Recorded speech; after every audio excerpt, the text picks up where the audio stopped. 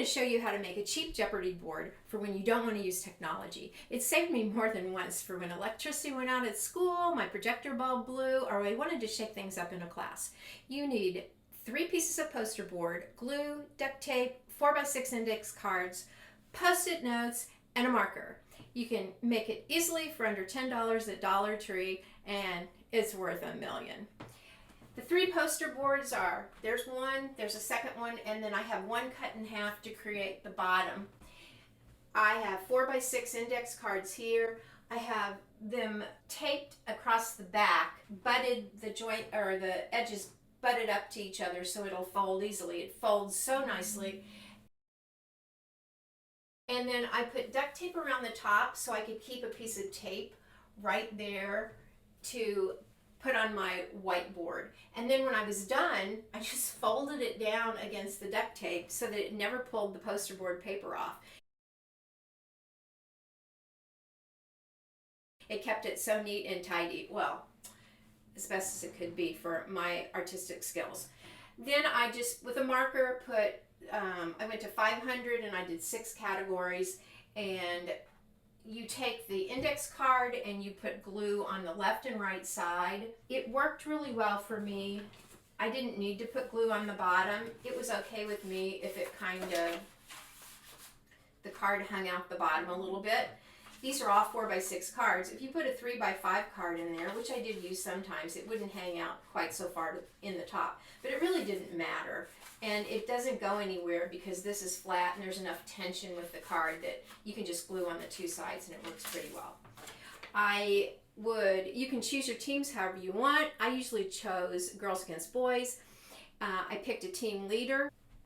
And I deferred to the team leader for everything. So I'd say to the team leader, choose a category, and then I'd read the answer. I'd read it, and I'd give them 60 seconds to answer.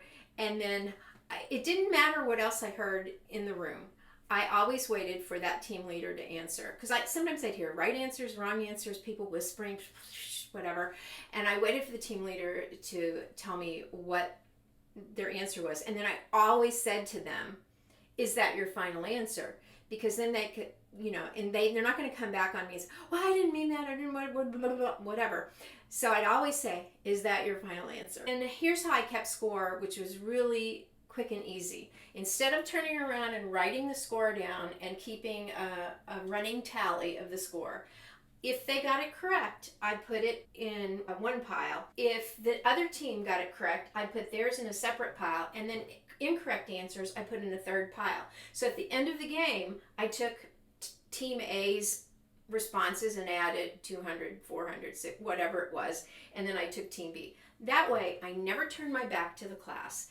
And I could have used a student to keep track of the score, but I always felt like it was better to keep everybody here, me always facing forward, and that's a simple and really easy way to keep track of the total score. And along the way, they're not necessarily going, "Oh, we have 500, you have 400, whatever." It just kept it neat and tidy. Let's play Decades Jeopardy. But before we do, I'll let you know about a few of the Jeopardy games that I created. I did general interest with some arts things for decades. I did some with genres, music genres. Sometimes I use audio examples. We're not going to use an audio example today. Sometimes I did instruments of the orchestra. I also did one on Carnival of the Animals, where I asked different questions, and I had lots of audio examples in that one. I did the Nutcracker, pulling in story elements and the music. So you can just make it on absolutely everything. So let's play Decades Jeopardy, because this is a quick game. I want you to keep track of your score and put your score in the comments. You get 3 seconds to think about it. You either know it or you don't.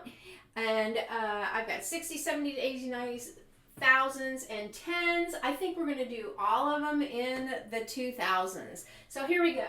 For 100 points, if you can answer this question. In 2001, Apple introduced this music software.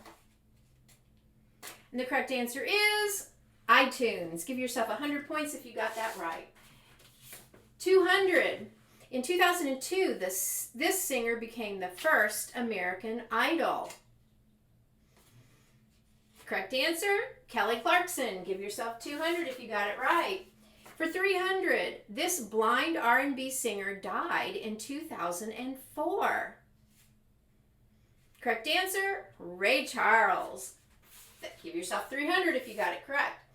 And for 400, in 2001, Elton John performed with this rapper at the Grammy Awards.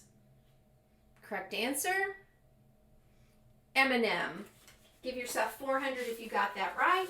And last one. All right. An American line of plush robotic hamster toys was created in 2009 and included Chunk, Pipsqueak, Mr. Squiggles. What was this line called? And the correct answer for 500 is Tsutsu Pets. I have no idea what those are, but I got it somewhere for the question. So good job if you got it right for 500. Now, like I said, if we were really playing, I'd have a pile for the A team, a pile for the B team. I'd add them up quickly, tell them how many they got, how many they got, and that would be the end of it. I hope you have a chance to play this low-tech version of Jeopardy! So let me take it down and show you how it folds. Hope I don't take the paint off my walls. Okay, so I'm just going to fold that over onto the duct tape on the back, and then I use the same piece of duct tape over and over and over again. Any other tape, and it really doesn't hang too well. You could punch holes in it if you have a way to do that. And then because of the way it folds, because of the way it's taped, it just folds up, and there it is. And then the cards are just in stacks, and so it's so easy to store, and I pulled it out and saved myself millions of times. Let me know if you make one. Oh, and I forgot to say this. I was at Costco the other day, and back where they have the toilet paper and paper towels and all that, between those big bundles of items, they had this. This is like this heavy duty cardboard, and it's huge. And it's much heavier than a poster board. And I thought, well, 2 of these would work for a Jeopardy game too. Maybe it's not as pretty as the colorful ones, but those of you who are artistic, you could make it beautiful. And absolutely free.